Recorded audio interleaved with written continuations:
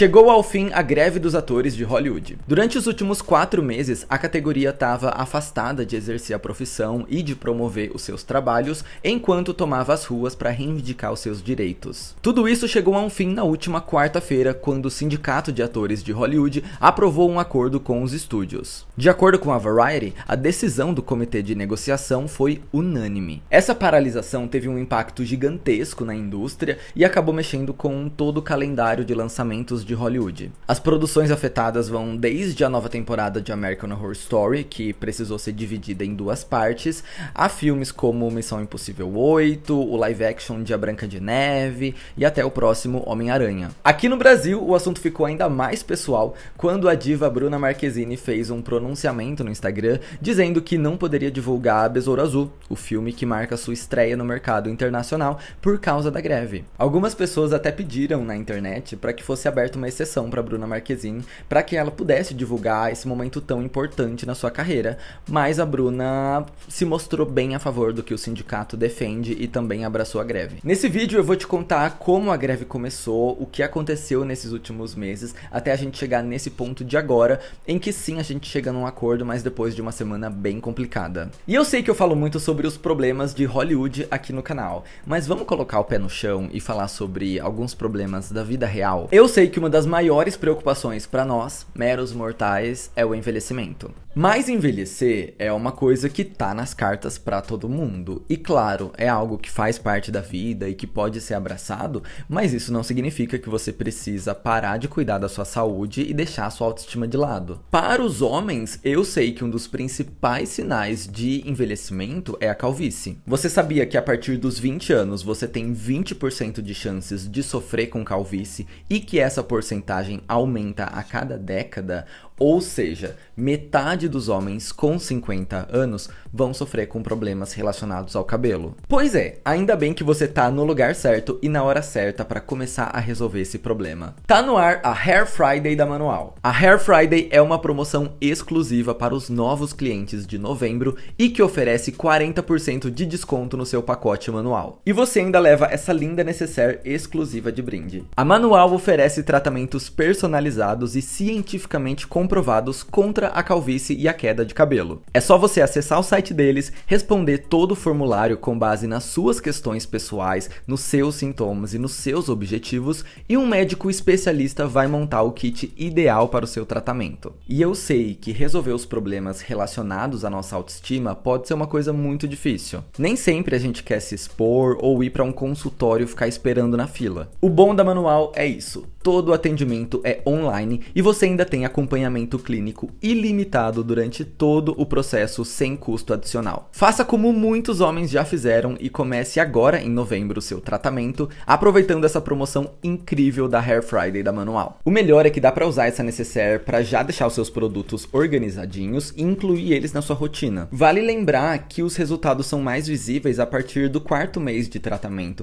então não adianta nada você comprar o seu kit e não incluir eles na sua rotina. Usa certinho para você ter o melhor resultado possível. Então aproveita a Hair Friday, usa o cupom FEFOVERSO para ter 40% de desconto no seu kit, a sua linda necessaire e mais, frete grátis para todo o Brasil. Eu te falei que você estava no lugar certo, na hora certa e no vídeo certo para começar a resolver os seus problemas, né? Então acessa o site da Manual e corre aproveitar essa mega promoção. Agora sim, bora voltar pro vídeo. Não tem como a gente falar sobre a greve dos atores de Hollywood sem mencionar a greve do sindicato de roteiristas, que veio um pouquinho antes. Essa paralisação começou ali por volta de maio e uma das principais reclamações da categoria era referente aos pagamentos residuais, que é aquele valor que eles recebem quando as suas criações são exibidas. E por conta dessa era dos streamings que a gente vive hoje, esses profissionais foram muito afetados. Porque até pouco tempo atrás o formato das séries era muito diferente. Antes, na maioria esmagadora dos casos, os roteiristas eram contratados para fazer uma série cuja temporada ia ter 20 25 episódios e que ia ser exibida semanalmente na televisão. E quando a gente fala sobre TV, a gente está falando sobre um mercado que é muito lucrativo,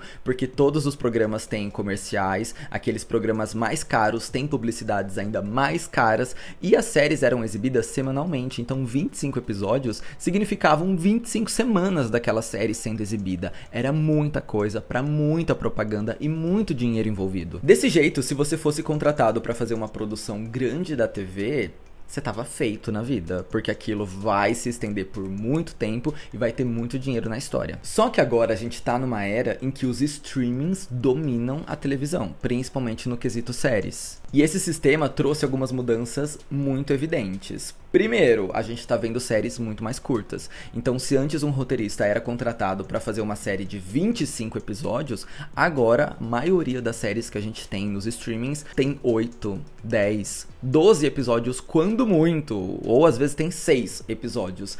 E sim, The White Lotus, estou falando com você. Logo, é menos tempo de trabalho para os roteiristas e, obviamente, uma remuneração menor também. Eles eram contratados por períodos curtos e ainda tinha a incerteza da renovação daquela série, porque você sabe que os streamings adoram fazer uma série que é cancelada na primeira temporada. E se você é contratado para fazer um roteiro de 5 episódios, você trabalha 2 meses e daqui 3 meses você tá precisando lutar pela sua vida de novo, porque você não tem um emprego garantido ali na frente. Então eles basicamente precisavam se virar a cada 3, 4 meses com esses projetos curtos e que não eram renovados. Imagina você ter um emprego em que a cada 3, 4 meses você precisa começar do zero. Toda vez do zero. Toda vez correndo atrás de uma vaga nova. E outra mudança muito importante dessa era dos streamings foi a questão dos anúncios.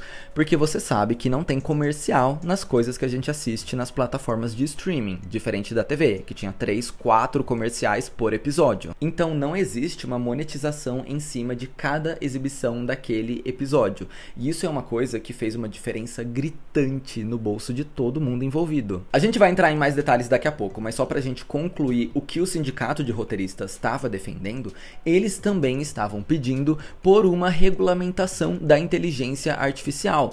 Porque, sim, pasmem, já tinha estúdio pegando o roteiro que não estava finalizado e jogando para a inteligência artificial dar segmento à história ou até para criar uma história do zero. Então os roteiristas tinham um trabalho base, eles podiam escrever o pitch, a ideia de uma série ou 1 ou 2 episódios, e alguns estúdios já estavam jogando isso para IA continuar, querendo ou não, aproveitando da propriedade intelectual dos roteiristas. Então tudo isso estava em xeque. E aí o sindicato dos atores pensou, cara, essas coisas deveriam estar preocupando a gente também. E não demorou muito até que eles agissem. No dia 14 de julho de 2023, se iniciou o que viria a ser a greve mais longa da história de Hollywood. E basicamente as reivindicações eram as mesmas dos roteiristas, mas com alguns detalhes a mais. Um caso que ficou muito famoso nesse movimento foi o da Kimiko Glenn, que fez Orange is the New Black. Ela gravou um TikTok mostrando que ela estava recebendo $27 por royalties do seu trabalho. E dos 99 episódios que teve Orange is the New Black, a Kimiko participou de 44, praticamente metade da série ela estava ali. Ou seja, ela recebeu uma média de 60 centavos por cada episódio. E não foi só a Kimiko Glenn que expôs essa situação bizarra. O ator William Stanford Davis, que faz parte da série Abbott Elementary, que é aclamadíssima e já chegou a receber até 15 indicações ao Emmy, ele mostrou um cheque e, assim, é inacreditável. Ele recebeu 5 centavos de residuals, mesmo sendo parte do elenco fixo da série. Chega a ser humilhante você receber um cheque e ver que o seu pagamento é 5 centavos. Eu preferia nem receber, é ridículo, é absurdo. Eu tô falando isso pra você entender como hoje os atores não têm mais o mesmo direito sobre a sua própria imagem como eles tinham na época da TV. Porque você pode falar, mas Fefo, eles já foram pagos pra fazer aquele trabalho. Porque sim, o que a gente tá falando aqui de ganho residual não tem nada a ver com o contrato deles. Olha, eu estou te contratando pra fazer Orange is the New Black, o seu pagamento vai ser $1 milhão. Isso foi o pagamento, isso foi o cachê, isso foi o que eles ganharam pra fazer aquele trabalho. Só que, antes, quando uma série era reprisada na TV, os atores ganhavam os residuals em cima dessa reexibição. Por exemplo, Friends. É uma série muito famosa, os atores ganhavam muito dinheiro por episódio. Na última temporada, eles já estavam ganhando $1 milhão por episódio, mas Mesmo com esse contrato, mesmo com esse pagamento, toda vez que Friends era reexibida na TV, os atores ganhavam os residuals em cima disso, porque era o direito de imagem deles, o trabalho deles que estava sendo veiculado novamente. Isso é uma questão legal, isso é uma questão contratual que sempre existiu. Se o meu rosto tá lá na televisão, eu vou ser pago pelo residual disso. Só que agora, na era dos streamings, o que é reprise? Não existe mais reprise. Não tem uma exibição de série e daqui 2 anos vai ser reexibida. Não, a série tá ali o tempo todo para você assistir quantas vezes quiser, a qualquer momento da sua vida. Então esse ganho por reexibição, que era uma coisa certa e garantida dessa categoria, não existe mais. Porque o conceito de reexibição não existe mais. O que a gente tem hoje é reprodução. E esse é um dado que os atores não têm. Eles não sabem quantas vezes o episódio que eles apareceram foi exibido. Então começou a ficar uma situação muito injusta e muito complexa de se explicar. Fora que uma das reclamações do sindicato é que esse pagamento de residuals não acompanhou nenhuma inflação. Então eles ganhavam hoje a mesma coisa que eles ganhavam há milhões de anos atrás, e por isso que quando chegava o cheque tinha uma mixaria ali. Outro tema sensível que foi levado à greve também é a questão da inteligência artificial. Para você entender o nível que a gente chegou, os estúdios estavam querendo escanear pessoas, principalmente atores de figuração, para depois usar em outras produções, sem ter que pagar a mais os atores por isso. Eu sei, parece coisa de Black Mirror, mas não, era um plano real. Escanear o corpo, o rosto, as feições de atores que fazem figuração, para no futuro não precisar contratar figurante. Ai, tá lá no fundo? Coloca CGI, mete 500 pessoas lá com a mesma cara, ninguém vai nem reparar. Dá pra imaginar quanta gente perderia o emprego por isso. E é absurdo, porque assim, a gente tem muito ator famoso que começou na figuração. Então você ia tirar a oportunidade das pessoas. O cara vai fazer uma figuração num filme, ele conversa com o elenco, ele conversa com os produtores, ele faz um networking, no próximo filme ele pode ser do elenco principal. Você tira tudo isso, você acaba com uma categoria. Escanear os atores que fazem figuração ia acabar com a categoria. E nesse meio tempo, o sindicato de roteiristas chegou a um acordo com os estúdios, mas a greve dos atores continuava firme e forte. O sindicato de atores tinha pedido que a Aliança de Produtores de Cinema e TV disponibilizasse 500 milhões de dólares por ano para o pagamento dos resíduos, que eu te falei. Só que os estúdios só estavam oferecendo 20 milhões de dólares, que não é nem 5% do que o sindicato queria. E só para você entender a matemática, a proposta do sindicato era que os estúdios pegassem uma quantia minúscula da assinatura de cada usuário, é tipo 50 centavos, alguma coisa assim, e repassassem esse dinheiro pro sindicato. E aí, com as plataformas de streaming tendo milhões e milhões de usuários, 50 centavos de cada um ia chegar nesses 500 milhões por ano, que era a meta do sindicato. Então você paga, sei lá, R$30 na sua assinatura de streaming.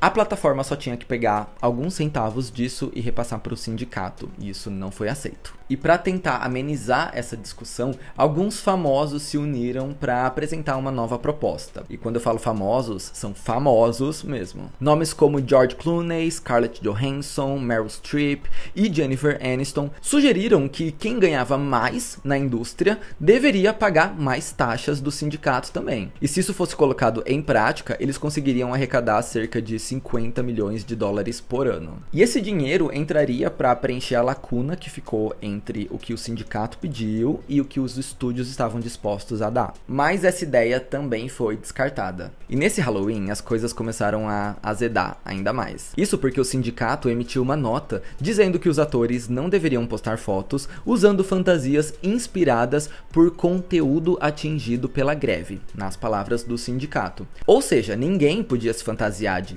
Barbie, de Wandinha, ou sei lá, de algum outro personagem do cinema, porque pro sindicato isso estava ajudando na divulgação das produções, coisa que não podia acontecer agora. Só que nem todo mundo gostou dessa nova regra. Alguns atores disseram que o sindicato estava desviando a atenção do que realmente era o problema e não devia ficar fiscalizando a fantasia dos outros, porque isso não ia mudar nada na vida de ninguém. Alguns atores se pronunciaram, como a atriz Mandy Moore, o Ryan Reynolds e a Megan Fox, Fox, que usou uma fantasia da Kill Bill e ainda marcou o sindicato de atores no Instagram. E antes do céu abrir e a gente ter o fim da greve que rolou agora, as coisas tinham ficado um pouquinho complicadas nessa semana. Os estúdios tinham apresentado a última e definitiva proposta ao sindicato. E de acordo com o Deadline, se essa proposta não fosse aprovada, as negociações só retornariam em 2024. E aí o que o sindicato fez? Pois é, não aceitou. E essa rejeição à proposta começou a preocupar muita gente,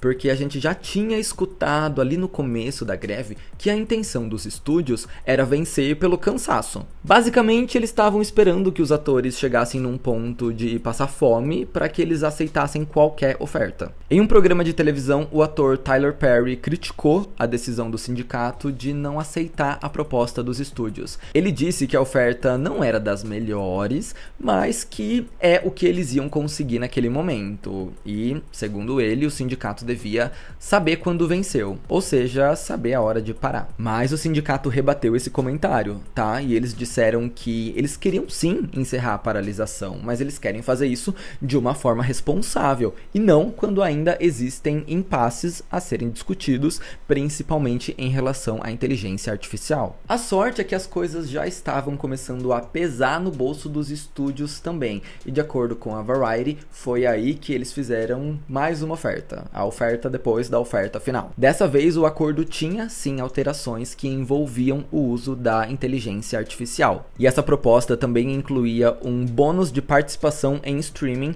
além de um aumento histórico de 7% do salário desses profissionais. E o documento foi apresentado para o Conselho Nacional do Sindicato dos Atores e a greve finalmente chegou a um fim. Um membro do comitê disse, inclusive, que rolou até lágrimas de alegria depois da decisão e mostrou ter noção que o acordo final não é perfeito, mas que esse resultado foi uma conquista extraordinária. Já o CEO da Disney, o Bob Iger, disse que o impacto financeiro da paralisação foi insignificante até agora, mas ele não descartou que poderia sim ficar bem mais grave se a galera não chegasse a um acordo logo. Não foram divulgados detalhes sobre esse contrato, que está avaliado em mais de $1 bilhão, mas, ao que parece, a maioria das preocupações do sindicato foi amenizada, pelo menos por enquanto, já que esse ainda é um acordo provisório para conversas futuras acontecerem. Enfim, chegamos onde estamos agora, fim da greve, as produções que estavam paralisadas vão voltar a rodar, os atores vão continuar promovendo aquilo que eles precisavam promover, premiere, red carpet, entrevista em late show, toda aquela maratona de promoção que a gente estava acostumado a ver,